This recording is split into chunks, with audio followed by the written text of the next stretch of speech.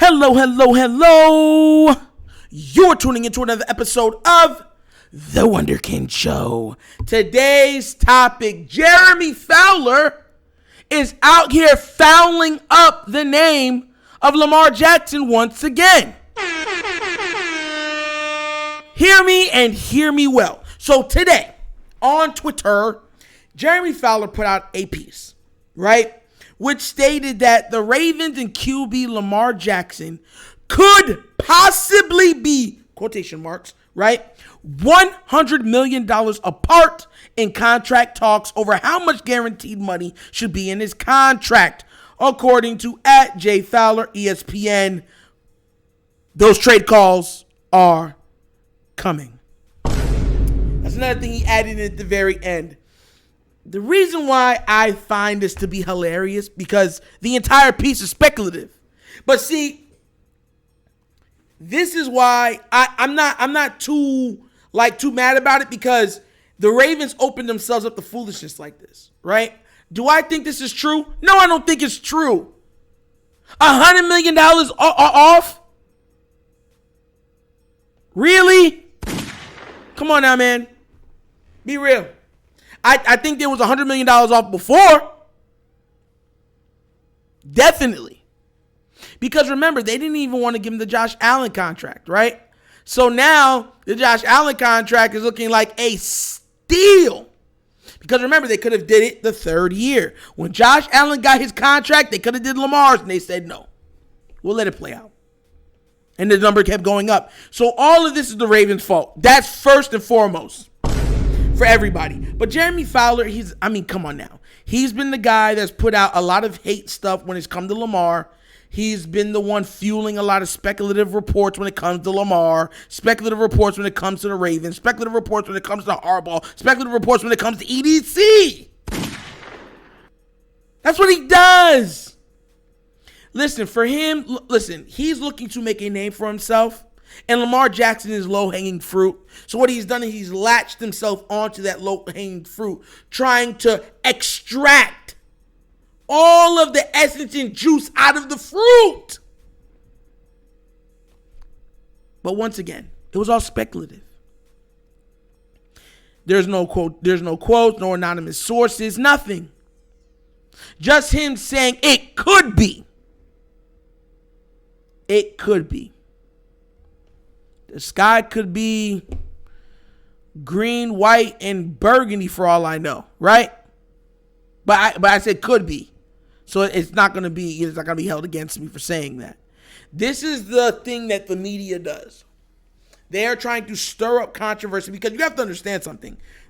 Everybody knows this. When the NFL season stops, there's nothing more to talk about when it comes to football, right? Because football is the greatest reality television show in the world. It's 17 weeks of games. So every game counts of once a week games. Well, now you know they spread it out a little more, but you get the gist. Most of it happens on Sunday night. And we're forced to watch these games because they all have playoff implications. But after the Super Bowl, it becomes really dry out there, man. Like the Sahara Desert. I need some water. Parched. Please, I'm thirsty. So what they're doing is they're priming the pump. That's what we call this. They're priming the pump, trying to sprinkle a little bit of stuff out there so they can always go back to this so that they'll have something to talk about in the offseason. And I'm going to tell you this right now. If you're tired of it now, if the Ravens don't get this done, it's going to be ongoing all the way up to the start of next year. And that's not conjecture, that's fact. But once again, you have to understand something, right? If you open your door to things like this, then things like this are going to happen, right? If the Ravens did their due diligence, right, and said, you know what, Lamar, you've been an MVP, you've won a playoff game, you're one of the most exciting players in the league, if not the most exciting player in the league, you generate a lot of dollars, let's give you that big contract and get it out of the way. They could have did that after year 3. They could have did it after year 4. They could have did it after year 5. Now we're going into year 6. Yeah, I don't see something wrong with that. You don't? And this is my problem with that, because us as Raven fans are the ones that are feeling all of this pressure, because we're like, we don't know what's going on. Are we keeping Lamar? Are we not keeping Lamar? What's Harbaugh doing to help the situation? How is EDC looking at this? How is the owner looking at that? Does he not want to pay him? Does he feel he's not worth it? Is it because he's injured? All these other things are playing a role because they've allowed it to fester. And now, every time something like this comes up, speculative reports is going to be front page news. Because nobody knows. And a lot of people are going to blame that on the agent, right? You saw how quickly they got the contract done with Roquan, right? On the defensive side of the ball, most money for an off-ball linebacker in NFL history. He has no agent. This is the Ravens being cheap. This is the Ravens reaping what they sow. They did this. I keep wanting to reiterate this, right? They gambled, and they gambled wrong. That's what I want fans to come to the knowledge of.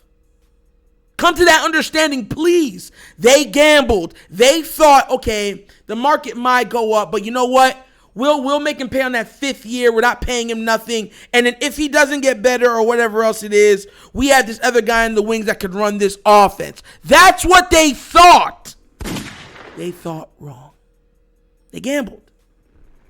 They thought, you're not worth Josh Allen money. But now they're seeing that, wow, even the NFL says he generates a lot of money no matter what comes about him, which should be easy for them to decipher. He wins a crap load of games, which shouldn't be hard for them to decipher. He scores a lot of touchdowns, which shouldn't be hard for them to decipher. And they still said no.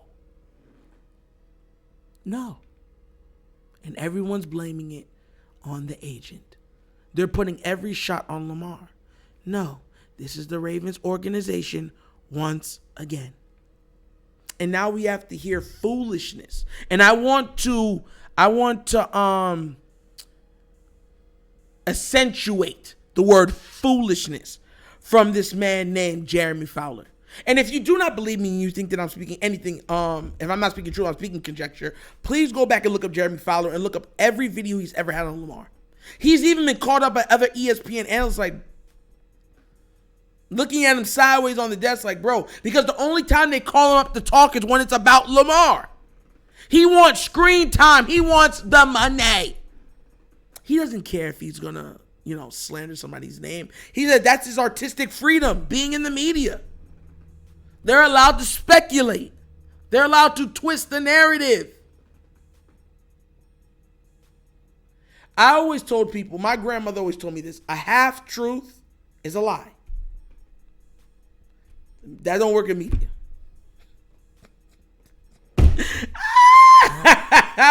Yo, I'm being real with you. A half-truth is a lie, but not in the media. They don't know. That's just a half-truth. That's all it is. It's just a half-truth. And here we are now. Here we are now. So once again, a lot of people were, retweeting it, going through some other stuff, saying how, the Atlanta Falcons are one of the main teams that want to shoot out for him and every other thing about it. And I kind of laughed at it. And the reason why I kind of laughed at it is because we already know Atlanta wants a big-time quarterback. We already know. They made a strong play for Deshaun. With all of his off-the-field antics, they made a strong play for him. What do you think they would do for a Lamar Jackson? I mean, that you get where I'm coming from? There's nothing special about that. Anybody can see that. Everybody knows that. The problem is, once again, and I want to state this, the ball's in Lamar's court. Do you know why you don't wait this long to sign a quarterback? For a lot of the fans that be like, we'll just get 2 first rounds from him. He'll be gone. We'll be done with him. That's not how it works. That's not how it works. That's not how it works. If Lamar Jackson right? If they say, you know what, we're going to trade him. Let's say right now in the Ravens, they pull a Hollywood. They're like, you know what, we're going to trade him. And we're going to see who wants him, right? Okay, let's do it.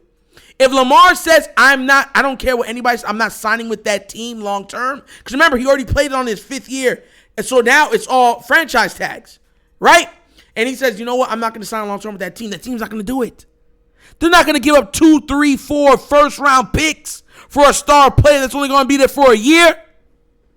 They're not going to do it. So then, theoretically, not even theoretically, that's just the way. This in all reality, Lamar Jackson chooses who and when he wants to go. And I don't think the Ravens can't even afford him on the franchise tag. They can't. So because they gambled wrong, they've given Lamar Jackson all of this leverage. And he's leveraging them. And the fan base is mad at him for leveraging them, even though they made him play out an entire rookie contract. That doesn't happen unless a team is unsure about you or they don't want you, i.e. Dak Prescott, i.e. Kirk Cousins.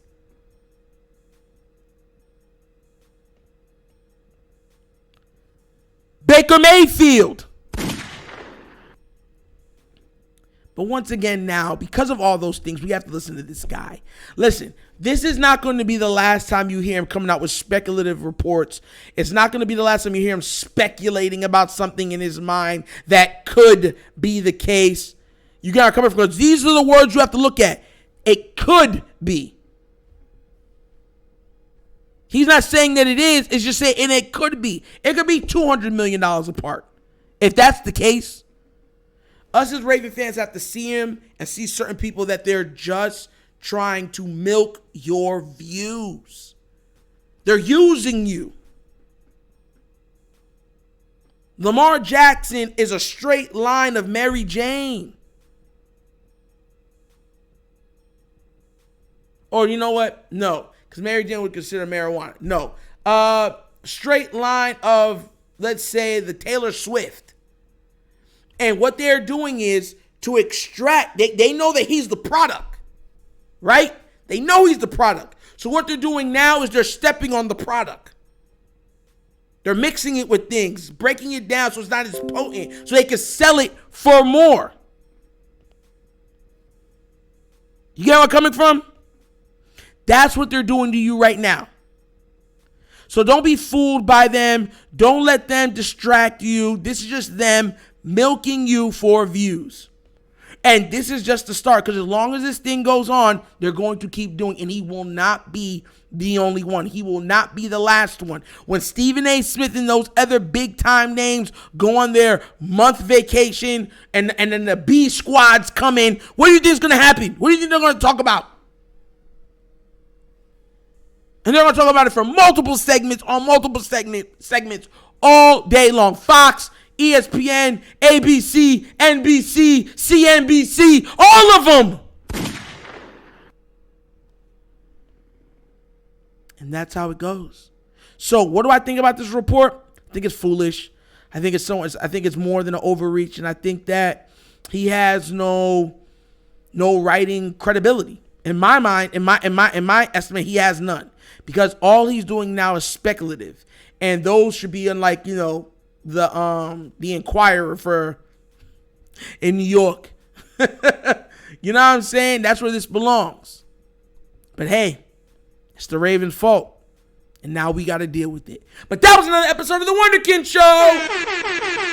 Yes, sir. Thank you for watching. Once again, you guys can be anywhere else in the world, but you're here with me. You know I appreciate that. Please do remember, like, subscribe, hit that notification bell, and leave a comment. We love talking to each other down in the comment section. It gets crazy down there sometimes. Just be respectful to everybody else, and their views will be good. All right? And if you would like to help out the platform in growing, down here is a QR code for a CashApp where you could donate money. And in the description, you'll find the CashApp, the money sign, right? Money sign, The Wunderkind Show. So once again, it's The Wunderkind Show. This is your host, Nitro, signing off. And you guys knows my slogan. Peace. And I'm out. Yep.